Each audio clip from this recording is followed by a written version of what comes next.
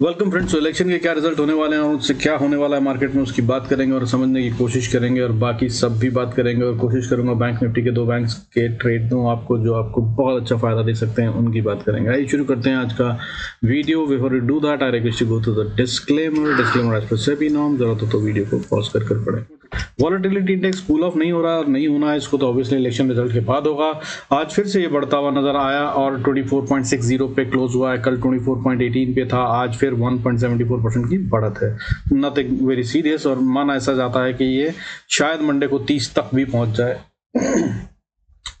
जरूरी नहीं 30 तक, मगर 28 तक या जहां भी पहुंचे ऊपर की तरफ और जा रहा है। क्योंकि पिछले अगर इलेक्शंस की बात करें तो लास्ट इलेक्शंस में ये 30 तक पहुंच गया था। ठीक है, so very high possibility that इस इलेक्शन रिजल्ट के टाइम भी ये ऐसा करे, कोई बड़ी बात नहीं। So it will continue. इससे असर क्या हो रहा है? इससे असर ये हो रहा है कि ऑप्शंस में भयंकर रूप से प्रीमियम बढ़े हुए हैं। एक ऑप्शन जो आपको पहले 25, 30, 50 रुपए में मिल जाती थी वो आज 200 रुपए की हो रखी है।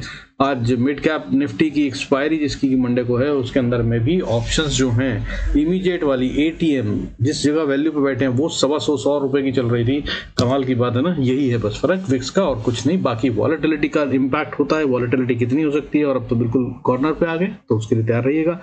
इसमें पैसे बहुत तेजी से उड़ते हैं, इसलिए स्ट्रिक्ट स्टॉप लॉस के साथ काम किया जाना चाहिए अगर आप ऑप्शन में काम करेंगे, क्योंकि अगर ये एक बार गिरना शुरू करता है और ऑप्शन उड़नी शुरू होती है तो वो बहुत तेजी से उड़ती है। हालांकि आपको एक और ट्रिक बता दूं, इवेंट से पहले दिन कोई भी ऑप्शन ज्यादा टूटती नहीं है। अगर वो टूटी है तो वो वापस रिकवर भी करती है, एज अ रूल। ये मैंने ऑब्जर्व किया है, मेरा एक्सपीरियंस है। बाकी आप चेक कर सकते हैं कल के दिन क्या होता है। गेम में बहुत बड़ी लर्निंग है, बता रहा हूं आपको।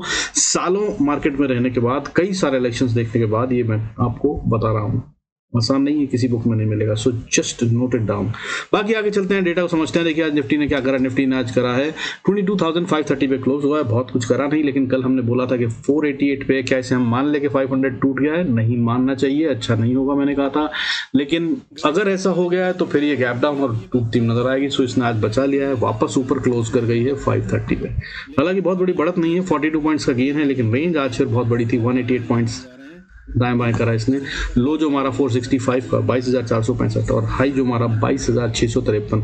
अब कमजोरी के साइन क्या है कि हाई से बहुत दूर बंद हुई है। ठीक है, लेकिन भाई लो के भी बहुत पास नहीं है, ऊपर है, तो अभी मीडियोकर ही है। गेम अभी भी चल रहा है और ये कल फिर ऐसा ही रहता नजर आ सकता है। कल मतलब मंडे को, क्योंकि भाई खेल तो अभी चालू है। ठीक है ना, इलेक्शन रिजल्ट से ही बदलेगा सब कुछ जो बदलेगा। बाकी रही बात बैंक निफ्टी की, तो बैंक निफ्टी आज फिर खेलता नजर आया और ये दमदार बनकर ऊपर की तरफ जा रहा था। 48,983 पे है। क्यों नहीं इसने आज 49,000 को पार करके क्लोजिंग दी? ये है सबसे बड़ा सवाल, इसको जरूर सोचिएगा और पूछिएगा। बाकी हम डेटा में समझने की कोशिश करेंगे। आज फिर इसे 301 पॉइंट्स का गेन करा। रेंज इसकी 553 पॉइंट्स थी। लो की अगर बात करें तो 48,569 का इसने मारा था, उससे खासा ऊपर बंद हुआ है 48,983 पे। हाई जो मारा था 49,122 का मारा था, उसके काफी क्लोज बंद हुआ है, लेकिन ये 49,000 नहीं कर पाया क्लोजिंग बेसिस पे। इज थोड़ा सा कंसर्न, बाकी बहुत स्ट्रांग दिख रहा है। बट भाई ऑप्शन चेन का डेटा इसका पूरी तरह से नेगेटिव है। अब या तो ये खेल ऐसा है कि भाई गैप डाउन के बाद और फिर सीधा धड़ करके गिरेगा, या फिर अगर ये साइडवेज भी खुलता है तो ये और ऊपर जाने की दम रखता है। अब हुआ क्या है, देखिए सेक्टर वाइज अगर हम देखें तो आज बहुत सारे सेक्टर थे जो गेन कर रहे थे और मैंने 2 सेक्टर आपको बता रखे हैं, energy sector, metal sector. Energy sector नहीं टूटना चाहिए, तो आज यही थे टॉप गेनर्स। टॉप गेनर था आज मेटल सेक्टर 1.87% और एनर्जी सेक्टर 0.67% बढ़ते हुए नजर आए। इसके अलावा अगर हम बात करें तो जो थर्ड सेक्टर था, अगर हम कहें तो वो बीजेपी की ही बन रही है, बैंक्स कह सकते हैं, 0.62% बढ़ता नजर आया। और अगर इसके अलावा बात करें तो भाई बहुत सारे सेक्टर थे जो आज ग्रीन में बंद हुए हैं, जैसे कि financial services, infra, small cap 250 और उसके अलावा रिलायंस जो अपने आप में एक सेक्टर है, वो भी आज काफी दिन के बाद बढ़ता हुआ नजर आया और 2860 पे बंद हुआ है। इसका भी आपको एक ट्रेड दे दूंगा, चलिए आज बताऊंगा किस लेवल के नीचे का बेच लीजिएगा, क्योंकि इसमें गेम चल रहा है। अगर ये नीचे टूटा तो ये बड़ा अच्छा मूव देने वाला है, अच्छे खासे 100 रुपए आराम से बनेंगे और आप जानते हैं इसका तो F&O भी है। खैर आगे बात करेंगे। इसके अलावा मिड कैप में भी आज अच्छा गेन था और 0.37% बढ़ता नजर आया। Small cap 50, next 50, mid cap select, Sensex, ये सब कहीं ना कहीं ग्रीन में बनोना मैनेज कर गए। हालांकि गिरने वाले सेक्टरों की अगर बात करें तो इसमें भयंकर गिरावट थी और अच्छी सही जगह पर थी, जो नुकसान नुकसानदेह है मार्केट के लिए और काफी टाइम से लगाड़ भी चल रहा है। मीडिया था सबसे पहले तो टॉप लूजर, दैट इज 1.39%। ये हर बार टूट रहा है जब टूटते हैं तो, ठीक है। इसके अगर अच्छे शेयर खरीदने हो तो दोस्त आपको बता रहा हूँ टीवी टुडे और network 18 best in the lot हैं, इस समय अच्छी प्राइस पे चल रहे हैं। अगर ये आपको पकड़ने हो तो थोड़ा थोड़ा करके ऐड कर सकते हैं, इस समय कुछ इस तरह का गेम इसमें चल रहा है। अब अगर इसके अलावा बात करूँ तो सेकंड वाला था टॉप लूजिंग सेक्टर, वो था आईटी, 1.28% टूटता नजर आया और ये काफी टाइम से लगाड़ है, पेंडिंग है। क्या ये इलेक्शंस के बाद चलेगा या ये अभी भी ऐसा ही चलेगा, कहना बहुत मुश्किल है, मगर ये लोएस्ट लेवल्स के पास ट्रेड कर रहा है। इसमें भी अगर मार्केट ठीक रहती है तो रिवर्सल आता है तो अच्छी बाइंग हो सकती है आने वाले समय में। ट्यूसडे के बाद इस पर नजर जरूर रखिएगा। इलेक्शन के रिजल्ट्स के बाद इसमें एक मूवमेंट बढ़िया वाला 3-4-5% तक का भी आ सकता है, क्योंकि इसमें रूम है, ठीक है, बहुत अच्छा रूम है टू मूव। इसके अलावा बात करें तो आज गिरने वाले सेक्टरों में हेल्थ केयर था 1.06%, फार्मा 0.92% और इसके अलावा एमएनसी, एफएमसीजी, ऑटो ये सब भी टूटते नजर आए। और अच्छी बात मार्केट के लिए क्या है, डेटा ऑप्शन जिनका मैंने बताया आपको नेगेटिव बना हुआ, लेकिन कमोडिटी आज रेड में आ गई है। सिल्वर काफी दिन से लगातार बढ़ रहा था, आज काफी दिन के बाद एक अच्छी गिरावट दिखा रहा है 92,861 पे 1.34% टूट कर ट्रेड कर रहा है। 1250 रुपए से ज्यादा टूट चुका है अभी तक। इसके अलावा क्रूड भी आज रेड में है, बहुत ज्यादा नहीं बट थोड़ा सा 6472 पे ट्रेड कर रहा है, 0.95% की गिरावट है। सिर्फ $16 होता है और कुछ भी नहीं होता ये, ठीक है। इसके अलावा बाकी सब जो है वो भी नॉर्मलाइज चल रहा है। गोल्ड थोड़ा सा रेड ग्रीन में है, आज अभी 100 रुपए के करीब ऊपर नीचे कर रहा है, बहुत ज्यादा कुछ चेंज नहीं किया है, शायद ये करेगा भी नहीं, ये वेट कर रहा है आगे के माहौल का और यह स्टेबल सा ही है। इसके अलावा अगर हम बात करें तो भाई आज FIIs और DIs दोनों ने करी है बाइंग, ये है संकेत स्ट्रेंथ का। अब स्ट्रेंथ के संकेतों की बात करते हैं, ठीक है। स्ट्रॉन्ग कहाँ है, तो देखिए स्ट्रॉन्ग में मैंने आपको बताया सबसे पहला साइन निफ्टी 500 के ऊपर क्लोज हो गया है, ठीक है। बैंक निफ्टी ऑलमोस्ट 49,000 पे है, ये एक अच्छा साइन है अगर हम माने कि ये 49,000 पे है, हालांकि 17 या 16 पॉइंट का गैप है, ठीक है। तो जैसे हमने कल मैंने बोला था कि आपको 488 पे क्लोज होना निफ्टी का, इज स्टिल 500 को नहीं तोड़ना मनाया जाना चाहिए, क्योंकि वो हो जाता है थोड़ा बहुत एडजस्टमेंट और सेटलमेंट के हिसाब से, तो हो सकता है इसमें भी ऐसा है। तो ये दोनों साइन हो गए स्ट्रेंथ के। इसके अलावा बैंक निफ्टी क्लोज हुआ हाई लेवल के, अपने हाईएस्ट लेवल के पास, आज का जो इसका डे हाई था 49,122 उसके पास क्लोज हुआ है। और अगर बात करें इसके अलावा तो भाई आज FIIs और DIs दोनों ने करी है बाइंग। इसके अलावा बात करें तो भाई आज एडवांस डिक्लाइन में भी कल के मुकाबले डबल हो गए हैं शेयर बाइंग वाले, बढ़ने वाले, दैट इज ग्रीन में बंद होने वाले शेयर।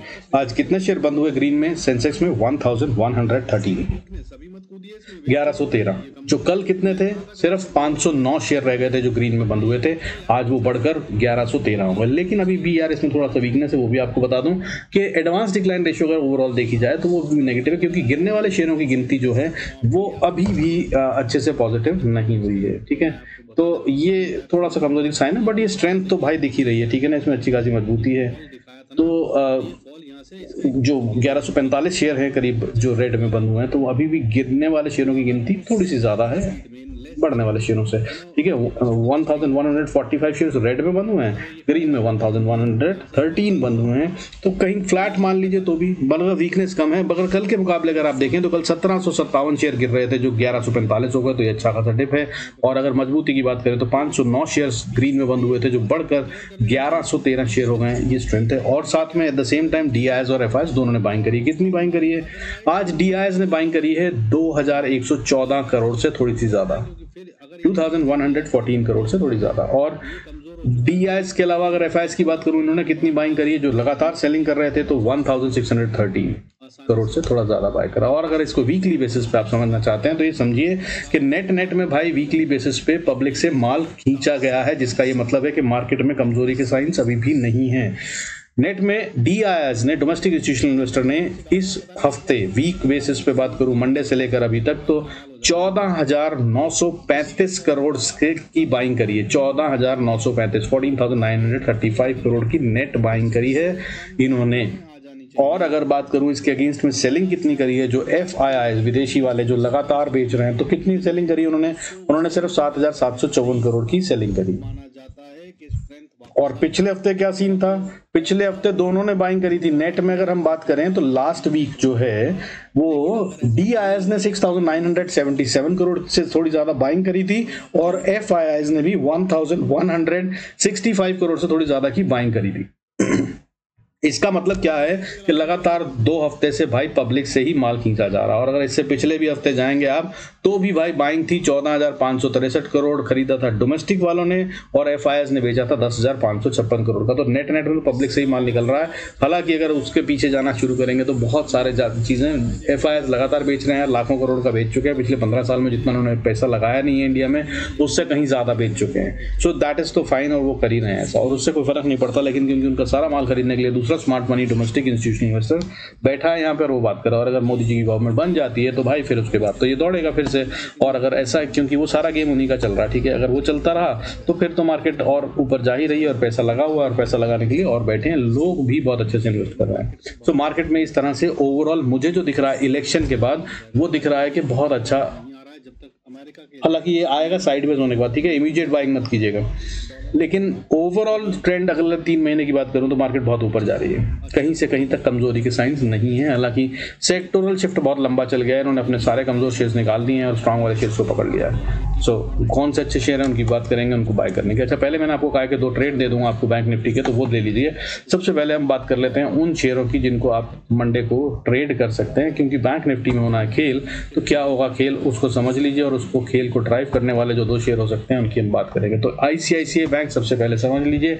मेरी समझ से आईसीआईसीआई बैंक का जो गेम बन रहा है मंडे के लिए, ठीक है, तो अगर हम उसको समझें तो भाई देखिए आईसीआईसीआई बैंक इस समय पे दिख रहा है स्ट्रॉन्ग। अगर ये ऊपर में आज अभी 1121 पे है, ठीक है, क्लोज करा है जो इसने 1121 तो मेरी समझ से ये ऊपर की तरफ जा रहा है, और इसको अगर आप बाय करते हैं विद स्टॉप लॉस क्या रखना है, मेरी समझ से जो स्टॉप लॉस बनता है वो 1113 का बनता है, ठीक है, 7 रुपए का, और 1113 या 1112 का स्टॉप लॉस रखिए। और अगर आप बाय करते हैं तो फिर इसको अगला टारगेट जो दिख रहा है मुझे वो 1130 तक जा रहा है, वो 1130 यानी कि सीधा 10 रुपए, ठीक है। अगर आप इसको एफएनओ में यूज करें तो कर लीजिएगा। लेवल्स जो मैं दे रहा हूँ ये स्टॉक के हैं, और अगर इसने कहीं 1130 के ऊपर कोशिश करी जाने की और 1135 तक खड़ा हो गया यानी कि नहीं टूटा, तो भाई ये और ऊपर जा रहा है, तब ये 1145 तक भी जा सकता है। और ये क्या मंडे ही को जा सकता है? बिल्कुल जा सकता है, इसको नजर में रखिएगा। और मंडे तक नहीं तो फिर ट्यूसडे या वेडनेसडे एक्सपायरी तक तो जा ही सकता है। ये बन रहा है इसका गेम। हाउएवर स्टॉप लॉस का जरूर ध्यान रखिएगा, भूलिएगा मत। अब बात कर लेते हैं इसके अलावा भाई कोटक बैंक की। कोटक बैंक बहुत ज्यादा उछल कूद कर रहा है, अभी फिलहाल बाय में है। अगर आपको इसको देखना है मार्केट गिरने लगती है, हालांकि इसमें बहुत स्ट्रॉन्ग बाइंग हुई है और ये मुझे और ऊपर जाता नजर आ रहा है, लेकिन अगर इसने नीचे काम करा 1690 के, ठीक है, 1690 के नीचे अगर ये काम करता है तो ये कमजोर हो सकता है, और तब इसमें सेल का टारगेट आता है 1660 का।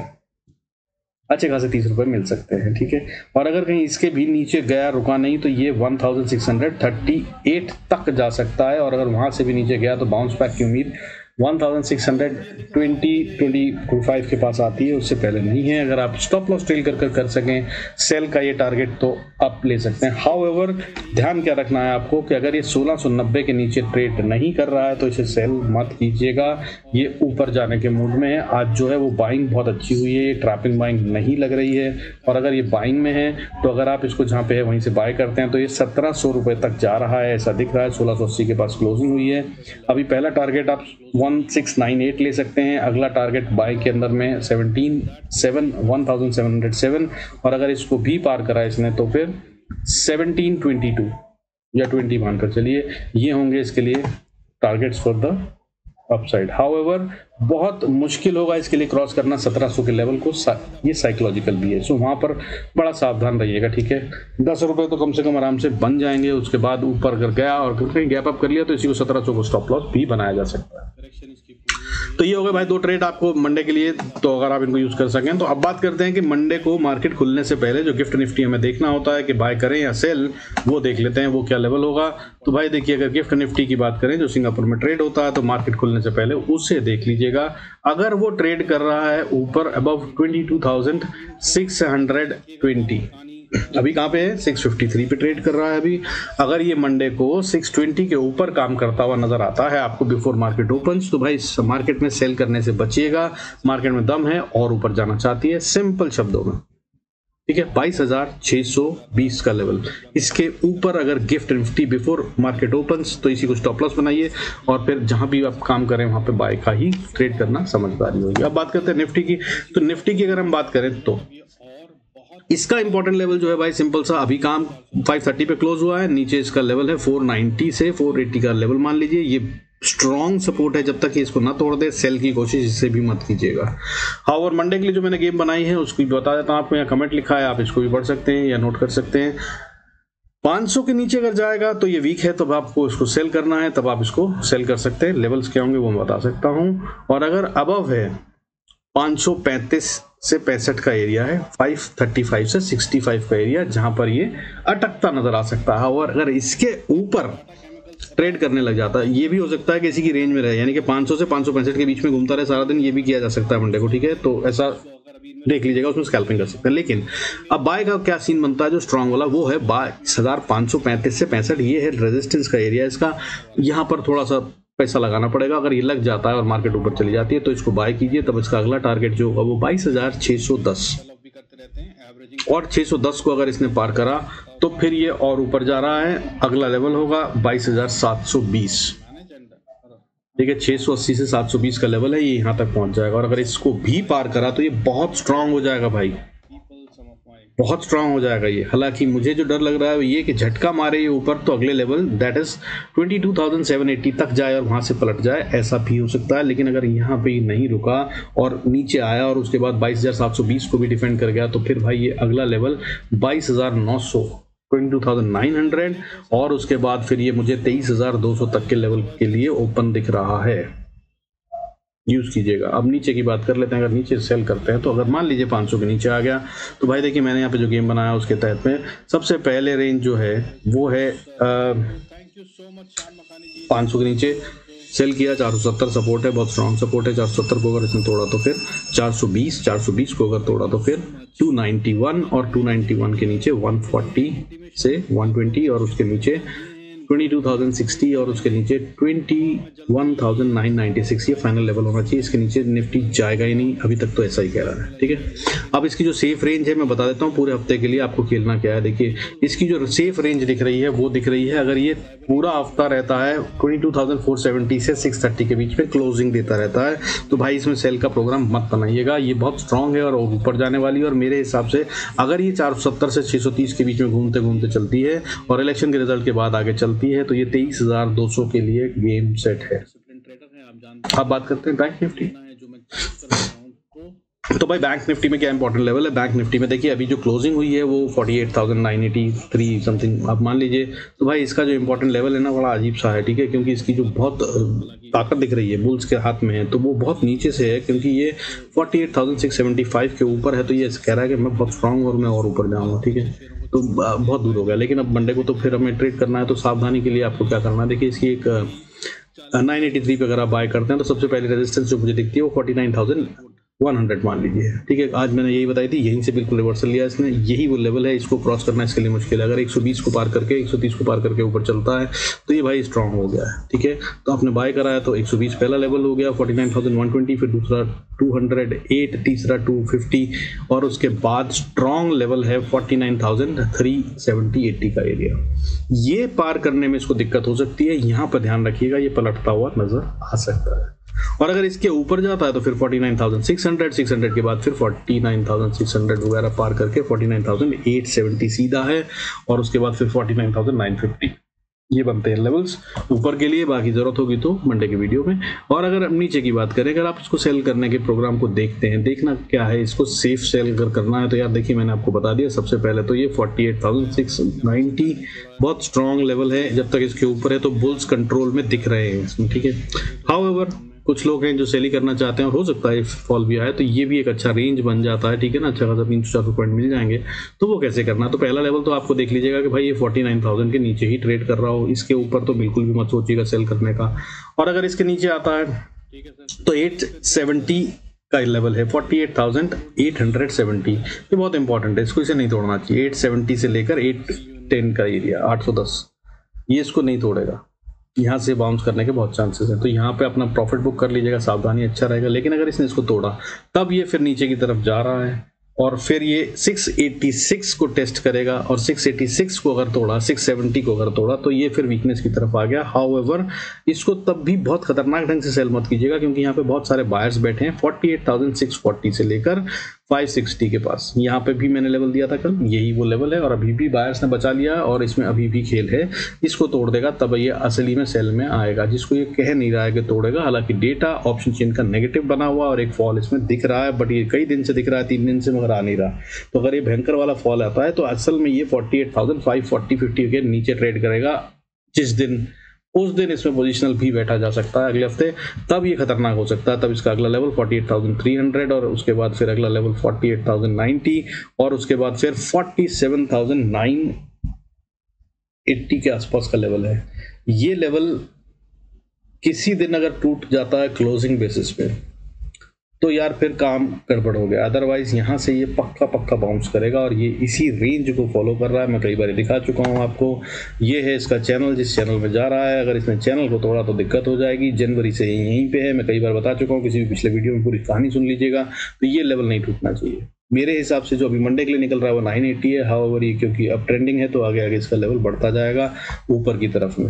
तो अभी फिलहाल यही है कहानी, इससे ज़्यादा नहीं होनी चाहिए। तो यही है, मैं कह रहा हूँ, सपोर्ट 980 के नीचे क्लोजिंग नहीं देगा ये, ठीक है। हालांकि झटका मार के थोड़ा बहुत नीचे 50-100 पॉइंट बैंक निफ्टी के लिए कुछ नहीं होता है, वो सब कर सकता है, लेकिन ये इसके नीचे नहीं जाना चाहिए। अब बात कर लेते हैं मिड कैप निफ्टी की। भाई इसकी एक्सपायरी है, ठीक है। एक्सपायरी के खेल में ये जा रहा है नीचे की तरफ और ये फॉलो कर रहा है एक चैनल को। आज इसमें मैंने चैनल बनाया था, काफ़ी अच्छे से फ़ायदा दिया इसने, और मैंने ये ट्रेंड लाइन बना रखी थी 2 दिन से, वो भी आपके साथ शेयर करी थी। आज टेलीग्राम पे भी मैंने इसके तहत में आपको ट्रेड बताया था। होप जिन्होंने लिया होगा वो फ़ायदा उठाया होगा। तो वो ट्रेंड लाइन में यार ये देखिए, तो ये कह रहा है कि इसको अगर मैं छोटा करके आपको दिखाता हूँ, बहुत आसानी से दिखेगा आपको। देखिए ये यहाँ पर चल रहा है कई घंटों से, पिछले 27 तारीख से, ठीक है। अगर वैसे देखा जाए तो 4 दिन हो गए मंडे से, यानी कि इस हफ्ते की पूरी गेम जो है इसकी डाउनवर्ड्स थी। और ये ऊपर चैनल को टच करता है और फिर नीचे आता, ऊपर जाता, नीचे आता, ऊपर जाता, यही कर रहा है। तो अब ये रेंज क्या है उस रेंज को समझ लीजिए। सबसे पहले इसने ऊपर को टच कर लिया है और आज इसने यही क्लोजिंग दी है। अगर ये मंडे को ओपनिंग 11,374 के देता है, ये है मेरा कमेंट, ठीक है ना, तो फिर ये बाय है और इसी को स्टॉप लॉस बनाइए और इसको फिर राइट कीजिए स्टॉप लॉस ट्रेल करते हुए। लेवल्स क्या होंगे उनको सुन लीजिए। तो अगर आपने 74 के ऊपर ट्रेड बाय किया है तो फिर 390 पहला लेवल बनता है, दूसरा लेवल रेजिस्टेंस का 440 बनता है, 440 के बाद फिर 485 और उसके बाद फिर 620 बड़ा लेवल है। हालांकि बीच में 530 से 500 का लेवल साइकोलॉजिकल है, यहाँ पर भी ये रुकता हुआ नजर आ सकता है। थोड़ा सा ध्यान रखिएगा और कुछ नहीं, बट यहाँ पर टाइम लगा सकता है, ठीक है। अब बात करते हैं, अगर ये वीक है तो इसने ऊपर टच कर लिया चैनल को, तो ये यहीं से नीचे आ रहा है, तो फिर ये भाई अब ओपनिंग भी ऊपर नहीं देगा 374 के नीचे मेरी समझ से, और ये इसके नीचे ही खुलेगा। नीचे खुलता है तो फिर भाई आपका सबसे पहला लेवल जो है इंपॉर्टेंट वाला वो है 11,339 की सपोर्ट है पहली। इसको तोड़ा इसने तो बायर्स बैठे हैं 320 से लेकर 300 के लेवल तक, और अगर इसको भी तोड़ दिया तो फिर ये गड़बड़ हो गया मामला। फिर ये एक अच्छा तेज फॉल देगा और फिर ये यहाँ पर जाएगा 11,260 तक, और फिर उसके बाद अगर और नीचे गया तो ये 11,200 से 170 तक का लेवल भी अटेम्प्ट मार सकता है मंडे को। और अगर यहाँ भी नहीं रुका तो भाई फिर 11,140, 11,116 और उसके बाद ये रुकेगा शायद, और लेकिन वहाँ तक कहानी गड़बड़ होगी, बहुत बड़ा हो जाएगा वो, तो इसको यूज़ करने की कोशिश कीजिएगा। अब बात करते हैं भाई फिर निफ्टी की भी, क्योंकि मंडे को इसकी गेम तैयार होगी, ट्यूसडे को एक्सपायरी। इसकी जो कहानी चल रही है वो बैंक निफ्टी के साथ मैच करके चल रही है। सबसे पहले अगर आप देखें तो भाई ये 920 पे करीब क्लोज होता है, 900 के पास क्लोज होता है। 920 पहली रेजिस्टेंस बनती है। अगर आप बाय करते हैं तो बाय करने के बाद पहली रेजिस्टेंस 920 के बाद 22,040 यहाँ तक ये जाता हुआ नजर आ सकता है और यहाँ पर अटक सकता है। और हालांकि थोड़ा बहुत और ऊपर झटका मारा तो 22,070 तक जा सकता है। 70 को पार करने के लिए इसको बहुत ज़्यादा पैसों की ज़रूरत है, अच्छे से पैसा लगाना होगा। FIS TIS ने आज दोनों ने बाइंग करी है। अगर ये मंडे को फिर करते हैं और अच्छे अमाउंट में करते हैं तभी ये पार होगा, वरना यहाँ से ये वापस फिसल जाएगा, ठीक है। और अगर इसके ऊपर जाए तो भाई फिर स्टॉप लॉस ट्रेल कीजिए और राइट कीजिए। हालांकि लेवल्स जो हैं वो 22,135 और उसके बाद 22,222 ये लेवल्स बनते हैं। और अगर कहीं 222 के भी ऊपर चला जाए भाई, अगर अब सच में फाइनल गेम राउंड है तो अगर सच में पैसा लगेगा तो 5-6 हज़ार, 7 करोड़, 10,000 करोड़ भी खरीदा जाता है। अगर वो हुआ तो ये भी पार हो जाएगा। तब फिर भाई मतलब क्या कह सकता हूँ, फिर तो स्टॉप लॉस अपना बस ट्रेल करते जाइएगा और कितना राइड कर सकते हैं और कितना आपका एपेटाइट है, कितना हजम कर सकते हैं उतना हजम कीजिएगा। हालांकि अगर ये गेम पलटता है और सेल के हिसाब से चले तो सेल के हिसाब से भाई देखिए, मेरे हिसाब से वैसे तो ये 21,838 के ऊपर है, जब तक तब तक इसे सेल नहीं किया जाना चाहिए। हाउएवर अगर आप जहाँ पे है वहीं से सेल करते हैं 896, 900 मान लीजिए, तो इसको जो पहली सपोर्ट मिल रही है वो मिल रही है 21,845, दूसरी सपोर्ट जो मिल रही है वो 810, इसको तोड़ा तो फिर 21,760, और ये है वो लेवल जहां से इसको झटका मार रहा, अगर कहीं तो बाउंस कर जाएगा, यही नहीं टूटना चाहिए। तो फिर बुल्स के हाथ में ही अलग यहाँ तक ही आ सकता है, और अगर इसको तोड़ा इसने तो फिर ये और नीचे जा रहा है अच्छे से, दैट इज 21,690, 690 के बाद फिर 650, और इसके बाद फिर 21,580, और उसके बाद फिर 21,540-30 का एरिया, और अगर इसको तोड़ दिया इसने तो भाई फिर ये बहुत गड़बड़ हो गया मामला, फिर ये करेक्शन बहुत बड़ी होगी। ऐसा अभी होता दिख नहीं रहा है, लेकिन डेटा नेगेटिव बना हुआ है ऑप्शन चेन का, सो उस पर ध्यान रखिएगा। और अगर इसने इसको तोड़ दिया, और अच्छा ये लेवल्स फ्यूचर्स के हैं फिर निफ्टी के, ठीक है, जितने भी बता रहा हूँ, इसके बाद अगर इसने इसको तोड़ दिया तो ये नीचे जाएगा सीधा 21,100 के लिए, और 450 पॉइंट छोड़ देगा। ये फ्यूचर्स के लेवल हैं, बाकी सारे जो बताए हैं वो सब के सब स्पॉट के हैं, ठीक है। So don't get confused, future के लेवल्स और उसमें सिर्फ फिन निफ्टी में जो लेवल्स हैं वो फ्यूचर के। आपको क्विकली सेंसेक्स भी बता दो भाई। सेंसेक्स के लिए मैंने आपको बताया था कि यहाँ बायर्स बैठे हैं, सो भाई ये डिफेंड हो गया है, इसके लिए भी फिर बता रहा हूँ वही लेवल है 73,960 से लेकर 830, ये लेवल में बायर्स बैठे हुए हैं, इसके नीचे नहीं जाने देंगे इसको जब तक तब तक ये सेल में नहीं है, ये भी स्ट्रांग है, वापस जाने के मूड में है, रिवर्सल लेता हुआ नजर आ सकता है। अब अगर रिवर्सल लेता है और बाय करते हैं आप, तो नीचे का तो लेवल ये दो हो गए भाई, आपको 830 तक अगर आपने सेल करा तो यहाँ तक जा सकता है, तो देख लीजिएगा।